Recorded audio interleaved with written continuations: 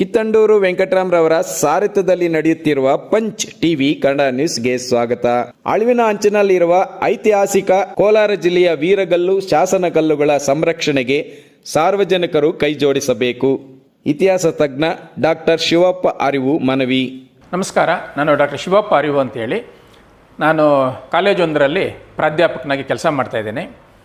ಕೋಲಾರ ಜಿಲ್ಲೆಯಲ್ಲಿ ನೂರಾರು ಶಾಸನಗಳು, ವೀರಗಲ್ಲುಗಳು, ಸ್ಮಾರಕಗಳು ಇದ್ದಾವೆ.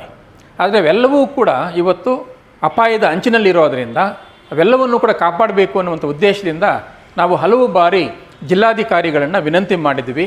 ಅವನ್ನು ಕಾಪಾಡೋದಕ್ಕೆ ಏನಾದರೂ ಒಂದು ಆಕ್ಷನ್ ಪ್ಲಾನ್ ಮಾಡೋಣ ಅಂಥೇಳಿ ಅವರು ಭಾಳ ಪ್ರೀತಿಯಿಂದ ಇವತ್ತು ನಮ್ಮನ್ನು ಸಭೆಗೆ ಕರೆದಿದ್ದರು.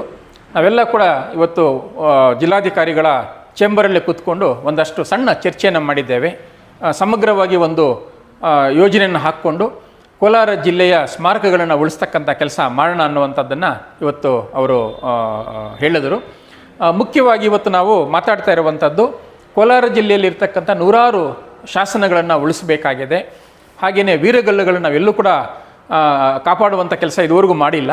ಹಾಗಾಗಿ ಎಲ್ಲ ವೀರಗಲ್ಲುಗಳನ್ನು ನಮ್ಮಲ್ಲಿ 2-3 ಸಾವಿರ ವೀರಗಲ್ಲುಗಳಂತೂ ನಮಗೆ ಸಿಗ್ತವೆ. ಎಲ್ಲ ವೀರಗಲ್ಲುಗಳನ್ನು ವೀರಗಲ್ಲು ಪಾರ್ಕ್ನ ರೂಪದಲ್ಲಿ ಉಳಿಸೋಕ್ಕೆ ಸಾಧ್ಯನಾ ಅನ್ನುವಂಥ ಚರ್ಚೆಯನ್ನು ಕೂಡ ಇವತ್ತು ಮಾಡಿದ್ವಿ. ಹಾಗೆಯೇ ಅನೇಕ ಬಿಡಿ ಶಿಲ್ಪಗಳು ಕೂಡ ಅಲ್ಲಲ್ಲಿ ಬಿದ್ದಿದ್ದಾವೆ. ಅವನ್ನು ಕೂಡ ನಾವು ಕಾಪಾಡುವಂಥ ಅವಶ್ಯಕತೆ ಇದೆ. ಏಕೆಂದರೆ ಇವೆಲ್ಲವೂ ಕೂಡ ನಮ್ಮ ಚರಿತ್ರೆಯ ನೆನಪುಗಳು. ನಮ್ಮ ಪೂರ್ವಿಕರು ಬದುಕಿ ಬಾಳಿದಂತಹ ಅನೇಕ ನೆನಪುಗಳನ್ನು ಆ ರೂಪದಲ್ಲಿ ಬಿಟ್ಟು ಹೋಗಿದ್ದಾರೆ. ಅವೆಲ್ಲವನ್ನು ಕೂಡ ಉಳಿಸ್ಕೋಬೇಕು ಅನ್ನುವಂಥ ಉದ್ದೇಶದಿಂದ ನಾವಿವಾಗ ತೀವ್ರವಾದಂತಹ ಚರ್ಚೆಗೆ ತೊಡಗಿದ್ದೇವೆ. ಜಿಲ್ಲಾಧಿಕಾರಿಗಳು ಆ ಚರ್ಚೆಯ ನೇತೃತ್ವವನ್ನು ವಹಿಸ್ತಾ ಇದ್ದಾರೆ. ಇದೇ ತಿಂಗಳು 23ನೇ ತಾರೀಕು ಸಮಗ್ರವಾದಂಥ ಒಂದು ಚರ್ಚೆಯನ್ನು ಮಾಡೋಣ ಅನ್ನುವಂಥ ಮಾತನ್ನು ಕೂಡ ಹೇಳಿದ್ದಾರೆ. ಎಲ್ಲ ಇಲಾಖೆಗಳು, ಅದರಲ್ಲಿ ಮುಖ್ಯವಾಗಿ ಪುರಾತತ್ವ ಇಲಾಖೆ, ಮ್ಯೂಸಿಯಂ ಡಿಪಾರ್ಟ್ಮೆಂಟ್ ಅವರು, ಟೂರಿಸಂ ಇಲಾಖೆಯವರು, ಇತಿಹಾಸ ಪ್ರಾಧ್ಯಾಪಕರು, ಶಿಕ್ಷಕರು, ಹಾಗೆಯೇ ಸ್ಮಾರಕಗಳ ಸಂರಕ್ಷಣೆಯಲ್ಲಿ ಆಸಕ್ತಿ ಇರತಕ್ಕಂಥ ಒಂದಷ್ಟು ಜನ ಸೇರಿ ಒಂದು ಚರ್ಚೆ ಮಾಡಿದರೆ ಖಂಡಿತವಾಗಿ ನಮ್ಮ ಕೋಲಾರ ಜಿಲ್ಲೆಯ ಸ್ಮಾರಕಗಳನ್ನ ಉಳಿಸೋದಕ್ಕೆ ನಾವೆಲ್ಲರೂ ಕೂಡ ಕೈ ಜೋಡಿಸಿದಂತಾಗತ್ತೆ. ನಿಮ್ಮಲ್ಲಿ ಯಾರಾದರೂ ಆಸಕ್ತರಿದ್ದರೆ 23ನೇ ತಾರೀಕು ಜಿಲ್ಲಾಧಿಕಾರಿಗಳ ಕಚೇರಿಯಲ್ಲಿ ನಡೀತಕ್ಕಂತಹ ಒಂದು ಸಭೆಗೆ ನೇರವಾಗಿ ನೀವು ಬರಬಹುದು.